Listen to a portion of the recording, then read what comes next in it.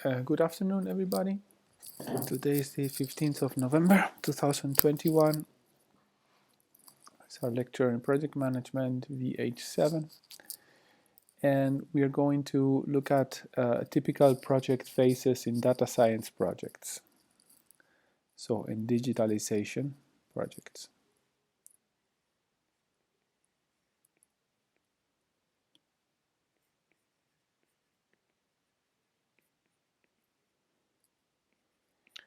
Or data science project phases.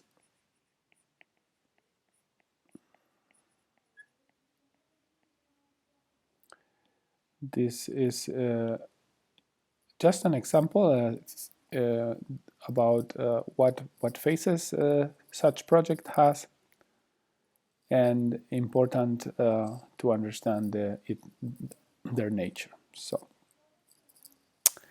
the first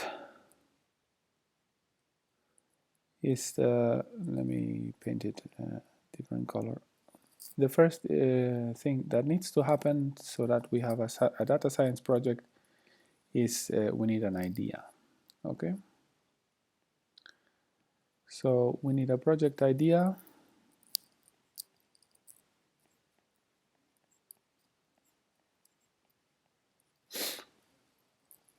This takes about, let's say, 5%, no, 2% of all energy in the project. Okay, I'm gonna paint here a little comic. Later I'll come back to that. So we need somebody somehow needs to have a good idea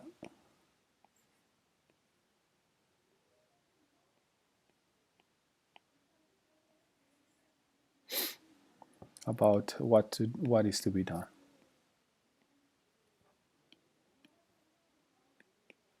Okay.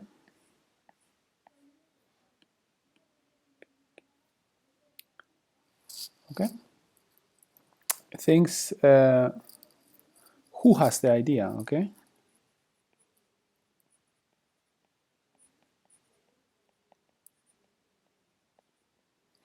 Well, the idea can come from the IT department.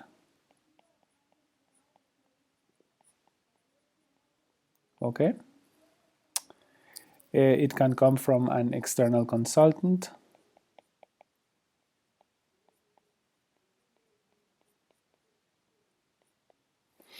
It can come from a competition project. So your competitors are doing a project.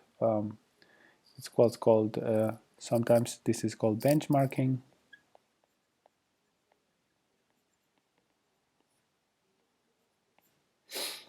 Or it can come from a rollout,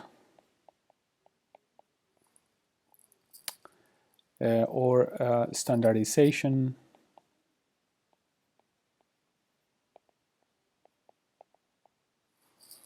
From corporate.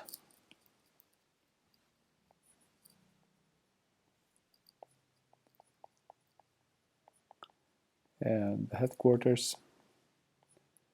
Somebody decides that the new standard is, I don't know, SAP, and then there needs to be a project to establish it. Okay, something like that. Okay, so that's the first step. The second step takes about 5% of the capacity.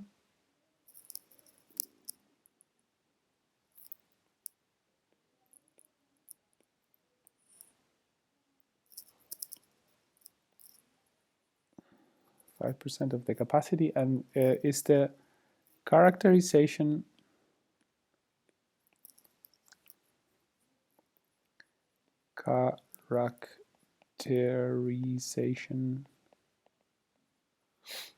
of the project.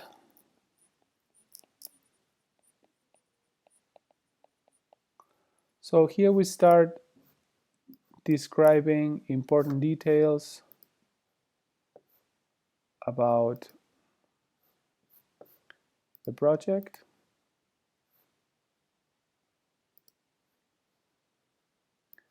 That are going to be relevant for our overall success. Okay, so and what are these elements? Let's look at them in detail one by one. The first thing we need to clarify, I'm going to try to go very slow, but if you have any questions regarding this, please ask. Okay, so because the first thing we need to clarify is what is the current state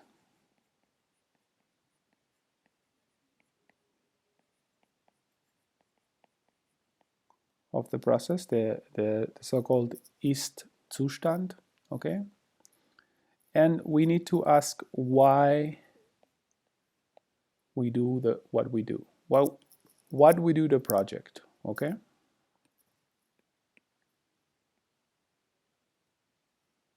Why we do the project.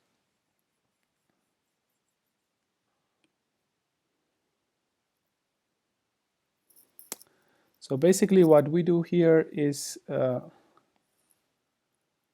in this first step,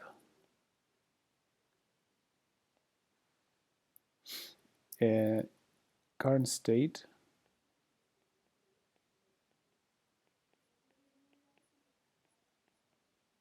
okay, here we clarify what is the process,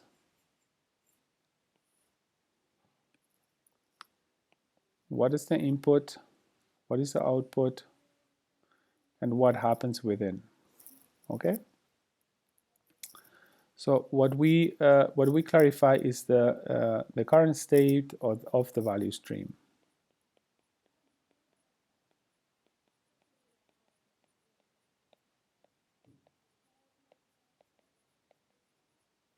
Okay,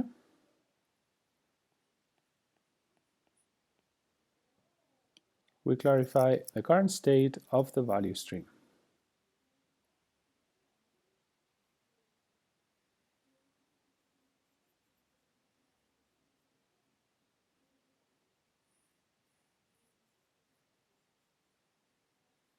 Okay, so I will try to follow the same color logic so that later on you can follow easily.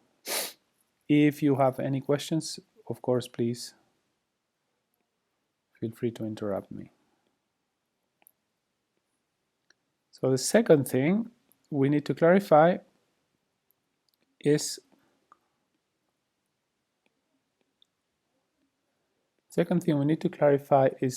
are the goals.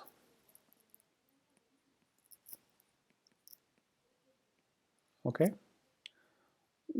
why do we do it has been clarified, and then after that we clarify our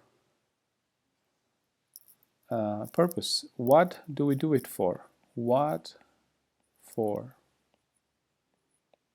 Okay,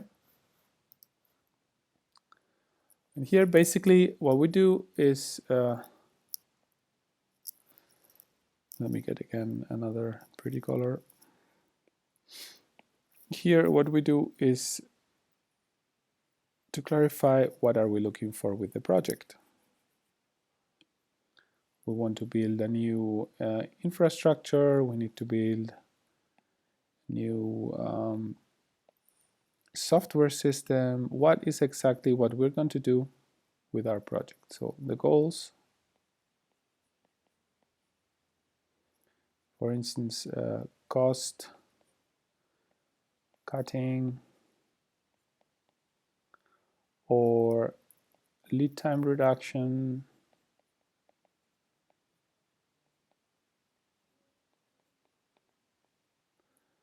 or any other important thing for the organization. Okay, so once we know what do we have in our hands, what is the process, and what our goals are, We continue.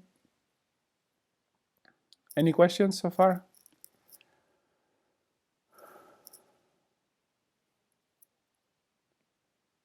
Okay, we continue with the scope.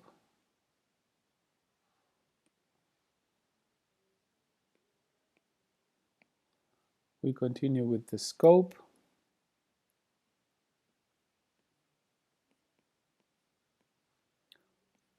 Here we ask what to do. Okay, so here basically we are asking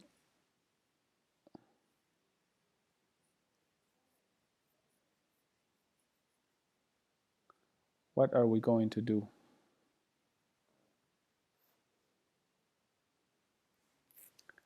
And here, as we know, what we do is we describe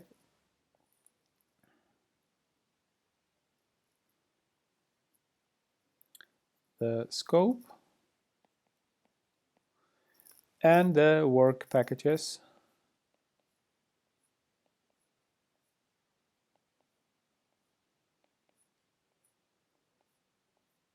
in a timeline.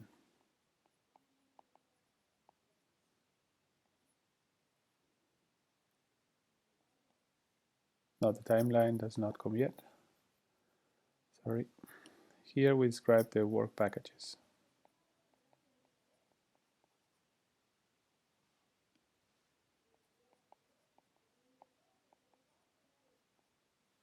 Work packages, okay?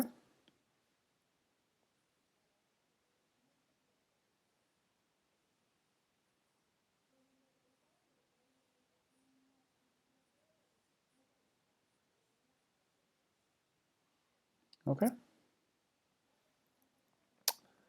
Any questions?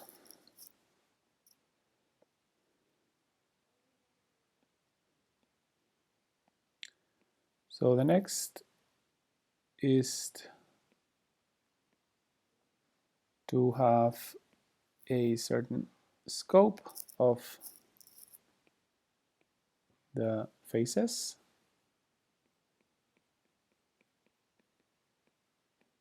Is the color code logic or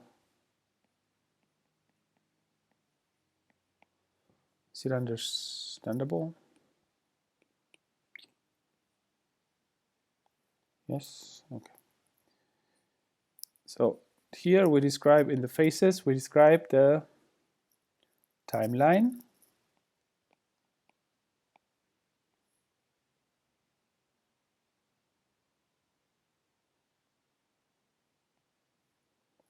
Okay, faces.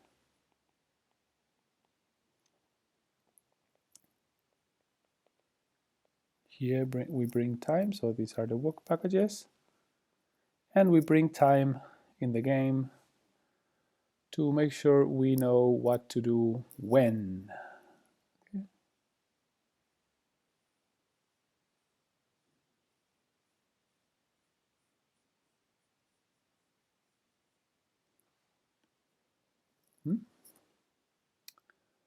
So the next step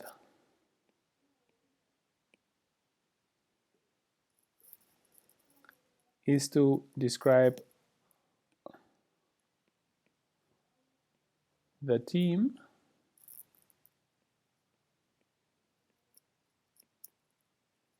Okay. Here we describe who is going to do the project. And this is a very important question. Depending on who does what. 1, 2, 3, 4, yes. So here. Depending on who does what, we get different results. Okay. So in the team,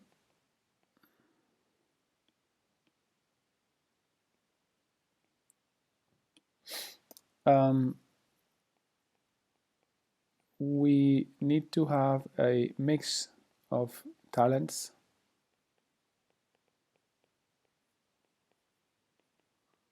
If we have only people that can do one thing, then we don't get maybe the results we're looking for. We need to have a mixture of talents.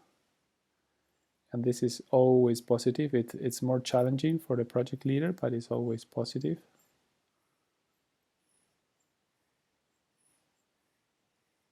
Okay.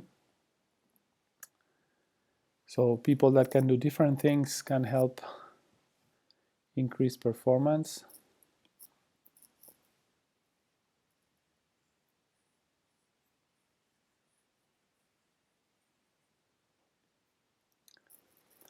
Then the next step we are looking for is to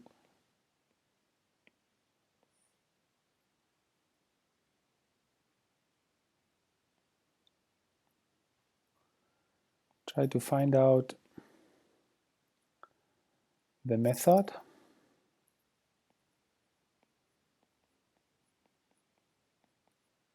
What project management method we are looking for, okay, how we perform it.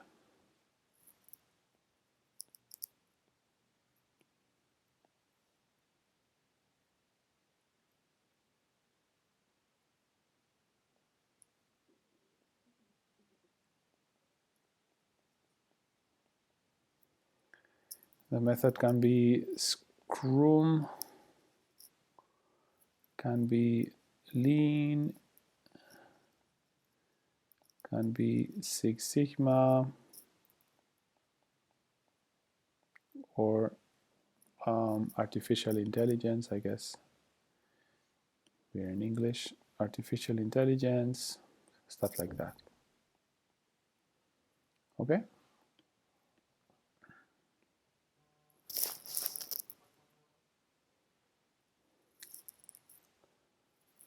So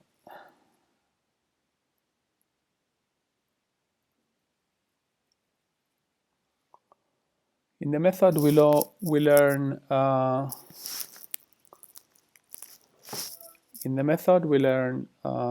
how we do the project, and we can implement Scrum, Lean, Six Sigma, Kai, and other different activities. Some of them you know, some of them you will know later in your career in case you do project management.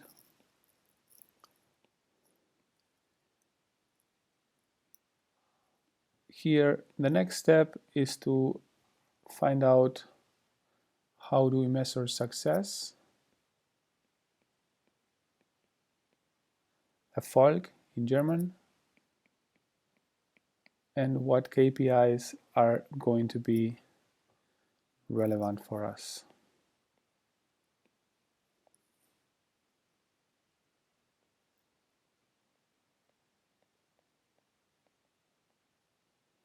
Success KPIs.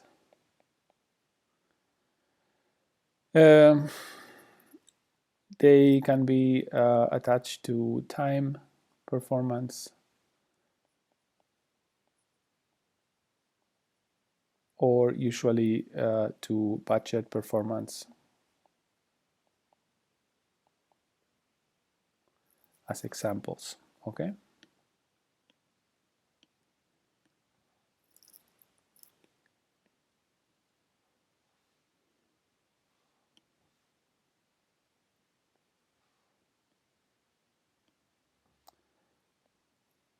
So, any questions so far?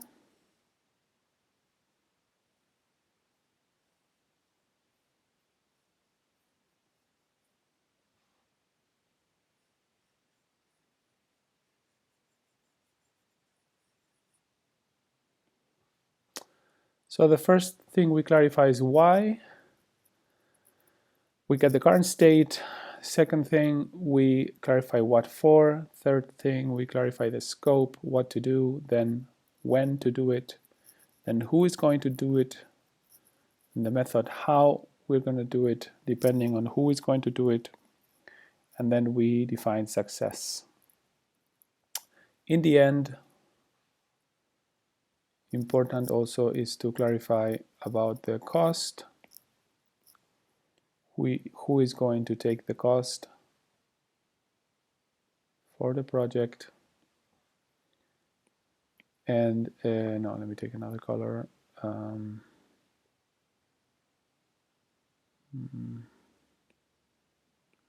Yes. Okay, so who is going to talk about the cost? And here we say how much. Okay.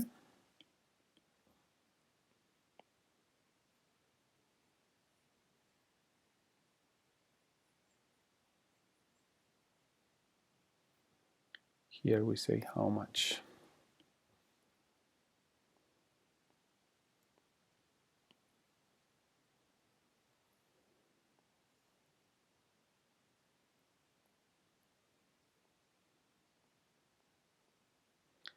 With the cost, we are looking at basically at the cash flow, at the return on invest. Meaning the project is going to cost some money, so we are investing some money. What is the return on invest of the project?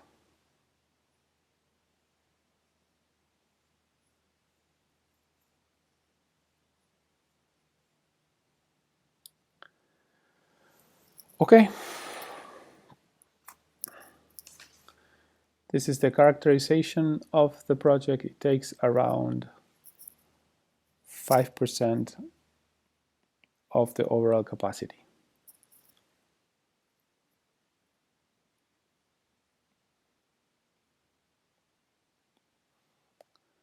OC, let me call OC overall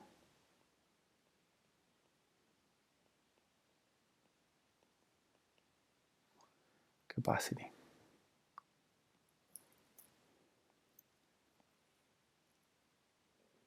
Okay, I'm trying to go not so fast. Can you follow?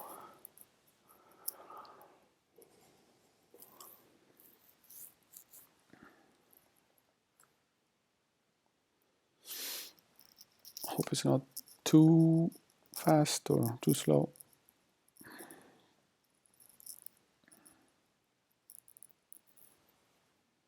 Okay. So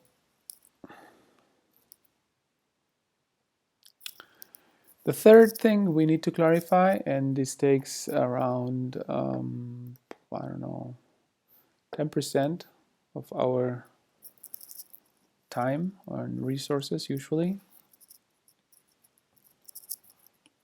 is the data identification. So we spend quite a long time and a big amount of resources on identifying where to get the data,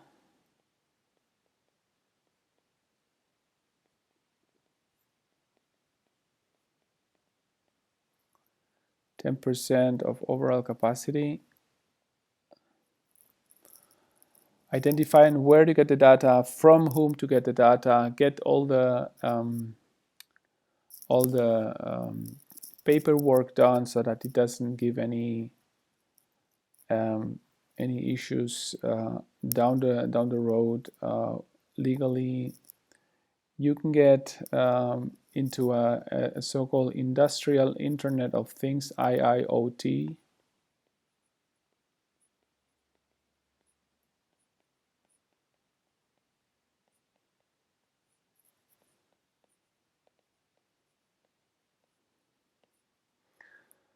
Okay. In this technology, every element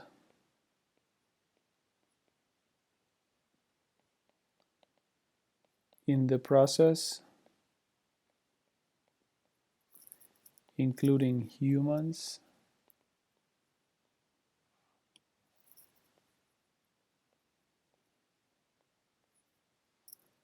have a sensor attached to it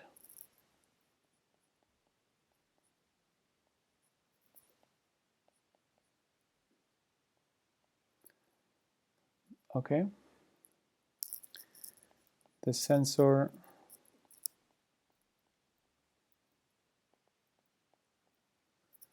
delivers data that needs to be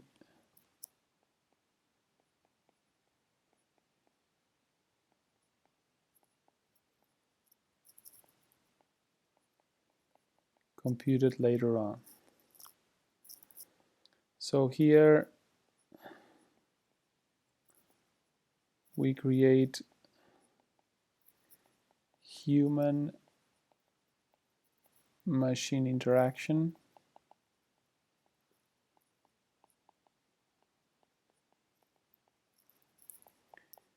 that can be actionable at the next stages. So we try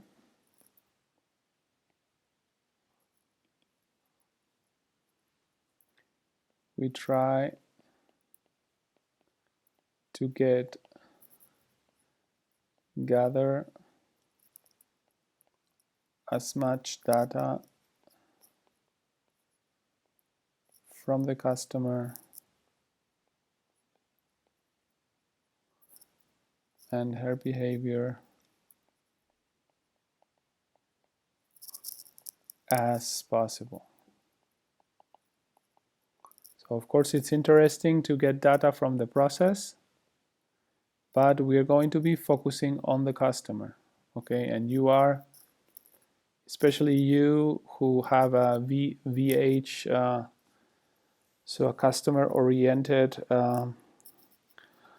training, okay? You are interested in the customer data, not so much on the product or process data. You're interested in the customer. How does the customer interact with your product?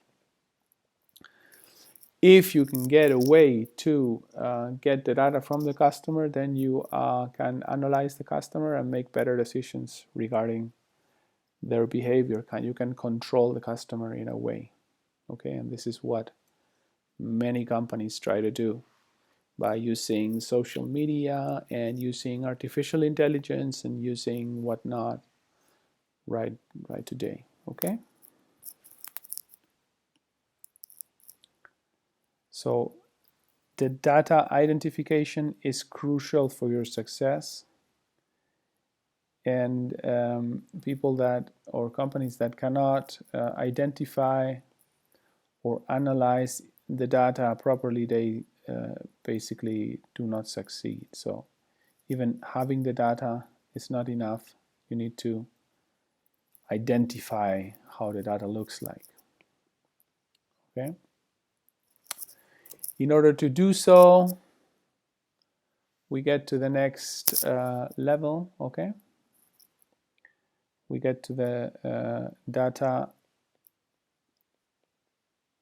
let's say, pre-processing.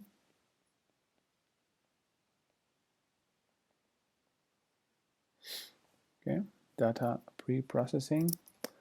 And this takes a big amount, okay? This is about, let's say, 70% of your time, okay? So people don't like it because this process is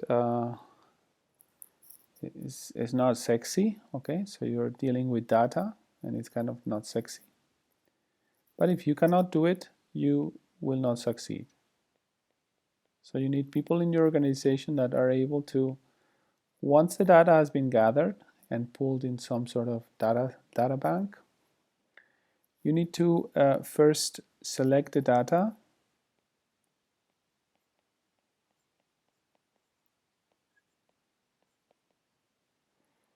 okay? Then you need to clean the data,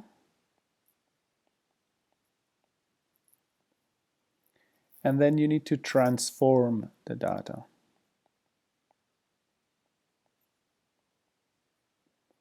Okay, you need to clean it, and you need to transform it to things that management can use.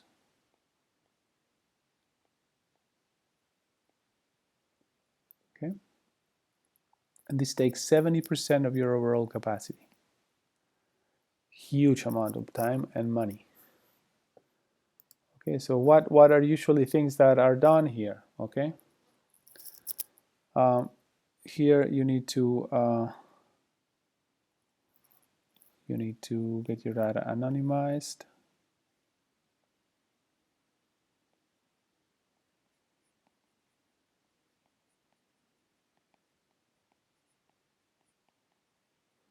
Okay, you need to be careful of your data security policies.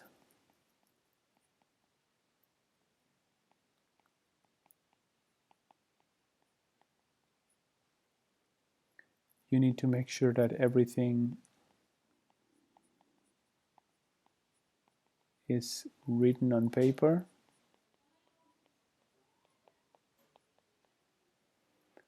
Okay. If you haven't seen a Netflix series of, I recommend you do look at the $1 million code. $1 million code, okay? $1 million code.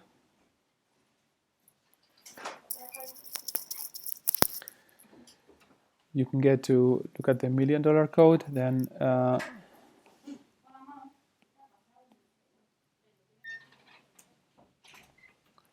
you can go and try to clean your data, looking at how many variables.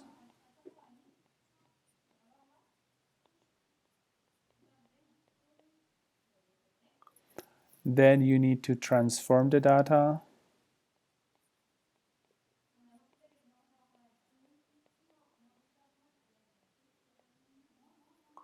And then you can clean the data.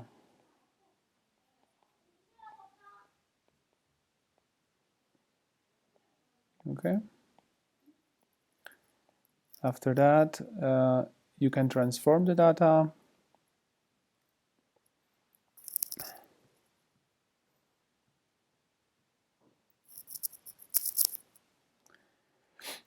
By performing some norming or scaling between 0 and 1, or with normal structure. You can remove outliers.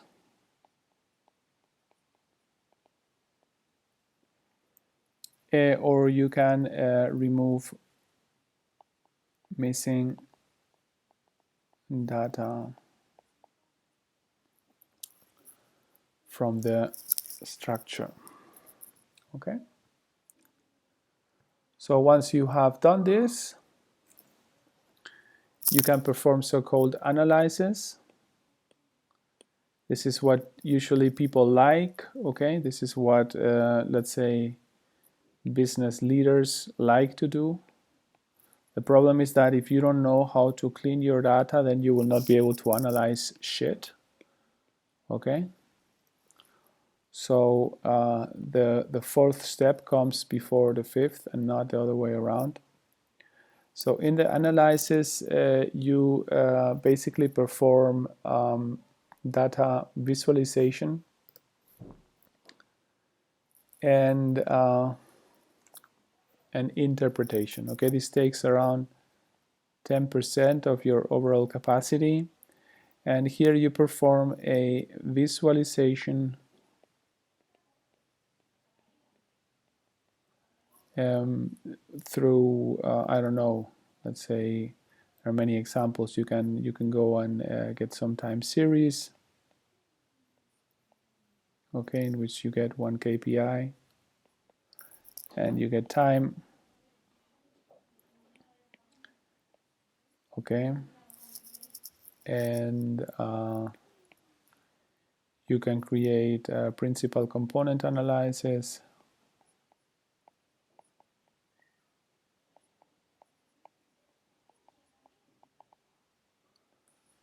to perform, I don't know, scatter analysis of scatter plots. This is the principal component 1, and this is the principal component 2. Okay. The main directions of the data set, or you can perform hierarchical clustering.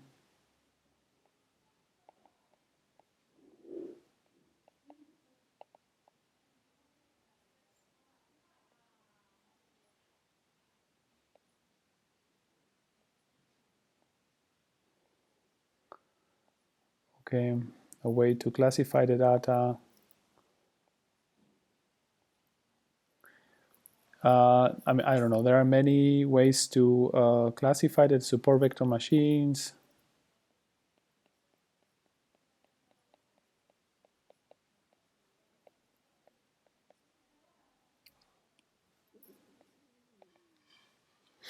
Okay, a way to cluster certain data sets. All this is just applied machine learning methods and statistical methods to get better information from the data. Okay. So the last step here. Wait 1 second. One moment, please.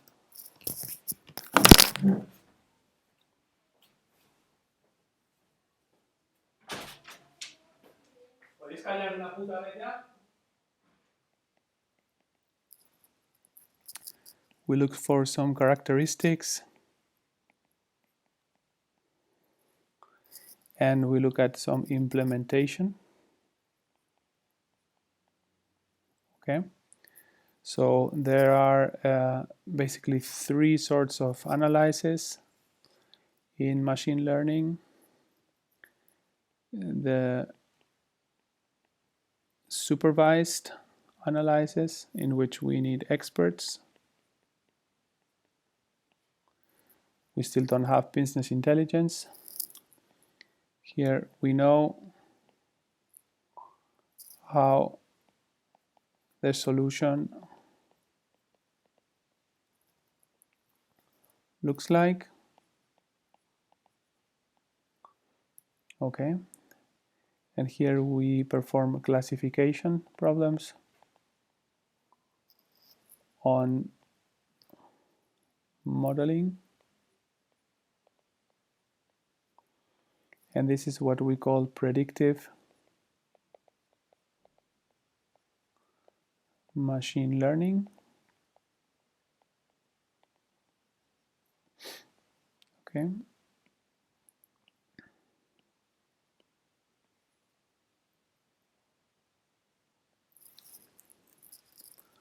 here then we have unsupervised.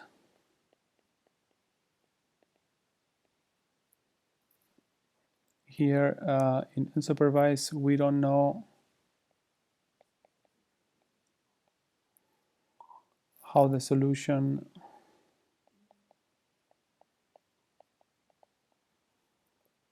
looks like. Okay, we don't have a clue. Here we perform clustering and dimensional reduction.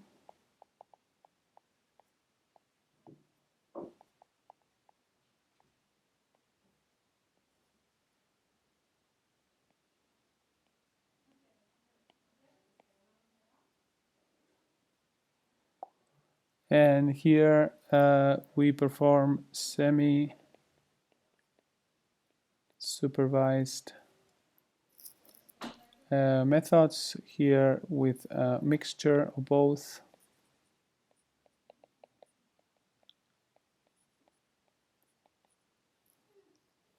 For instance, this is deep learning. Okay.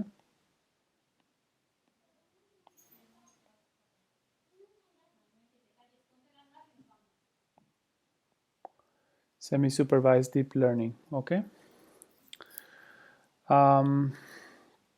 Of course, all these are just acronyms for you, but this is important that you know that these methods exist.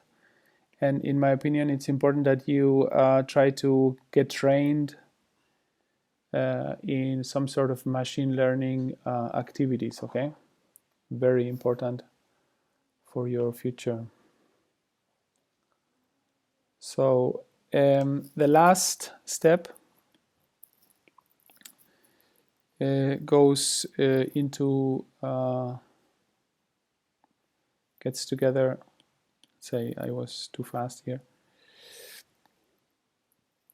The last step goes into the visualization. So we just make the data analysis available for the managerial level. Okay. I acknowledge this is where you like to move. Okay, where you like to be present. Visualization of analysis results. Okay, here we make the analysis results available to the managerial level. In this manner,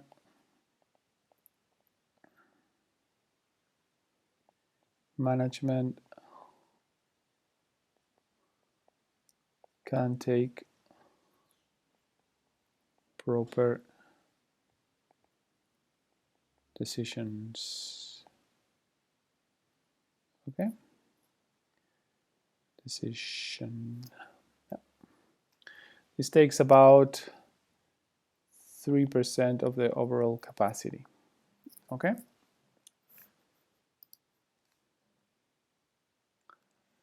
Any questions?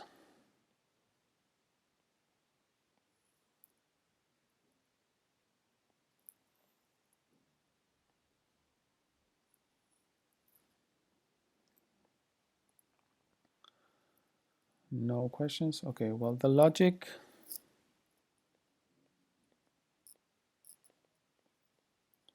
of a digitalization project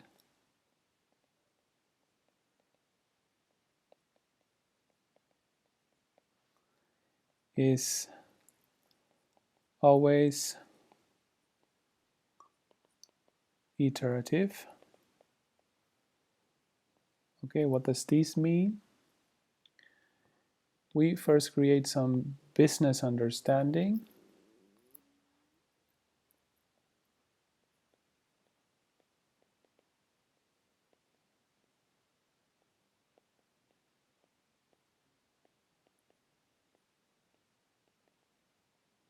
Okay, these are phases 1 and 2.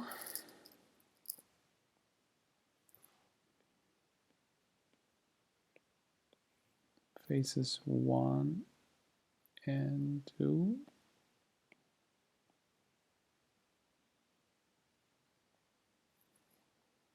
Okay, after that,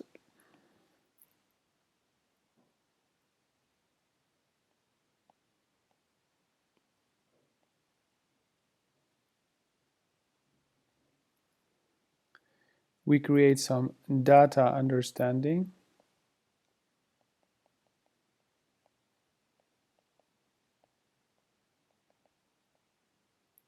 Okay, this is let's say phases 3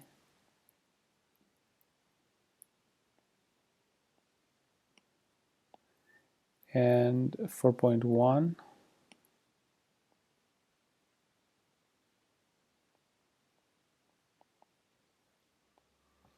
Okay.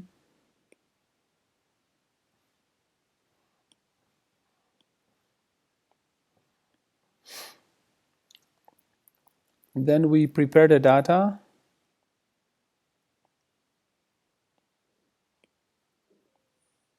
So we go make some data preparation.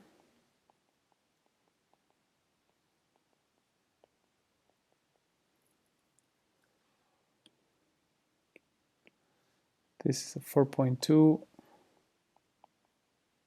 and 4.3.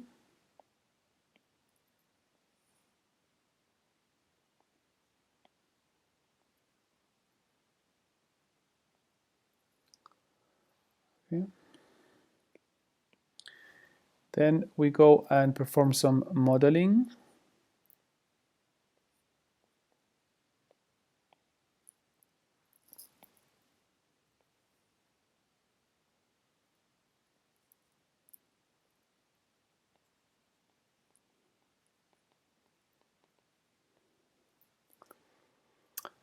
And this is number 5.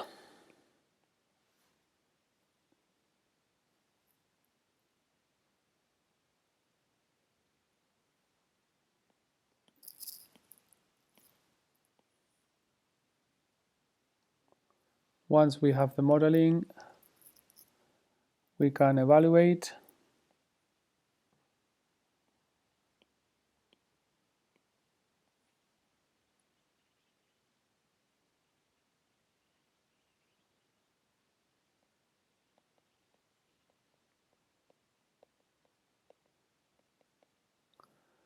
Evaluation.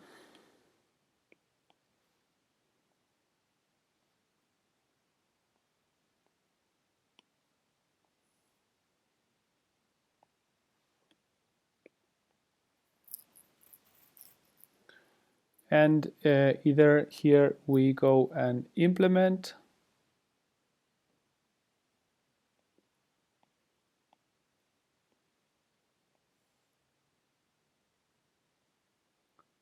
if it is successful,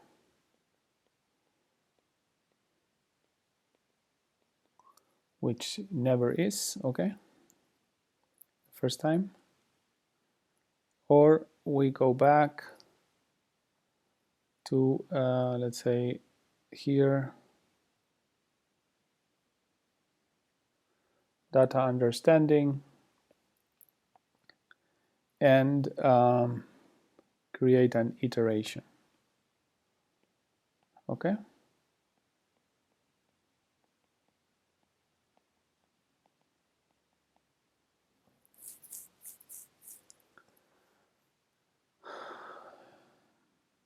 Does it make sense?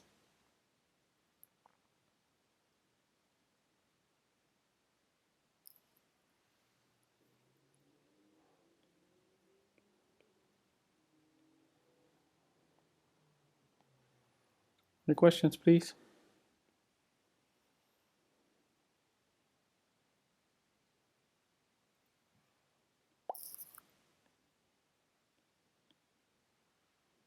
Always iterative.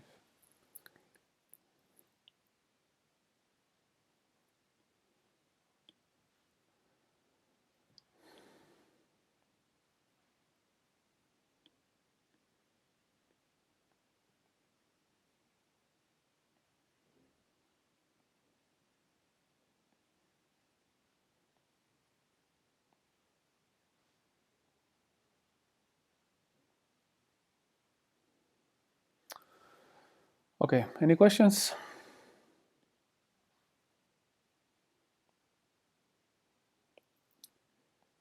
Well then, don't go. Okay, I'm gonna continue. I'm just finishing the PDF. This is just the first part.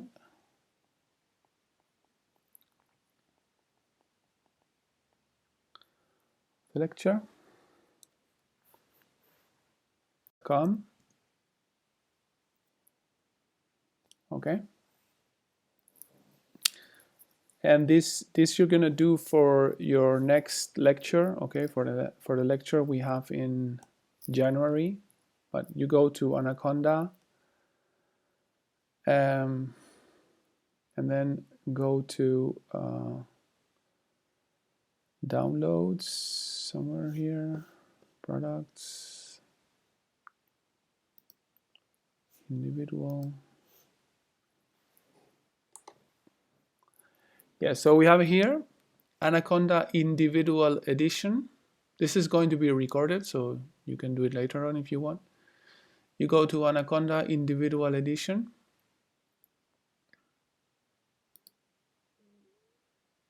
And then you click on download, okay? And things will happen. You downloaded your package. You can download it for Mac or for Windows and whatever. So just go there and install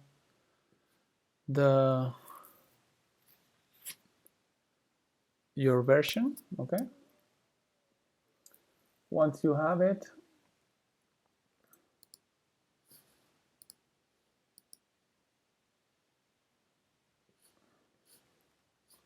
something like this will pop up, okay?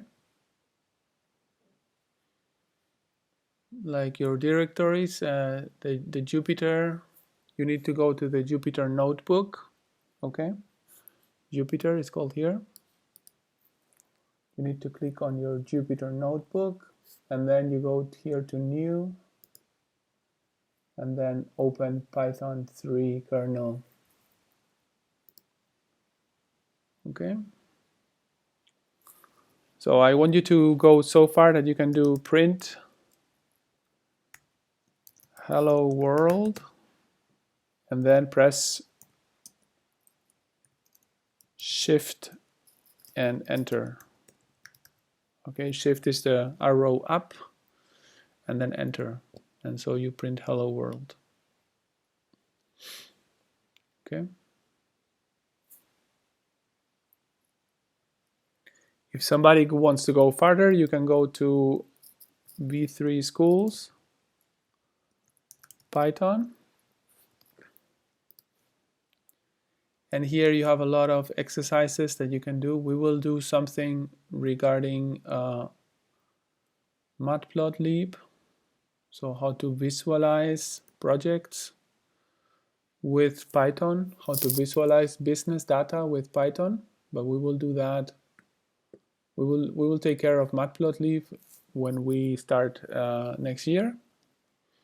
But I need you to download this program, install it, and have it running, so we know it's running because this works.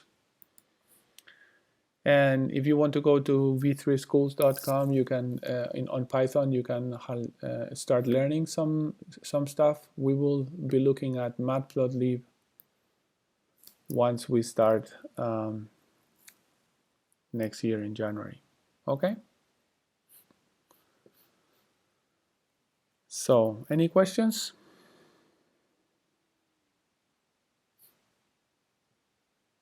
Sorry about the banners. Yeah. Okay. Well, then if there are no more questions.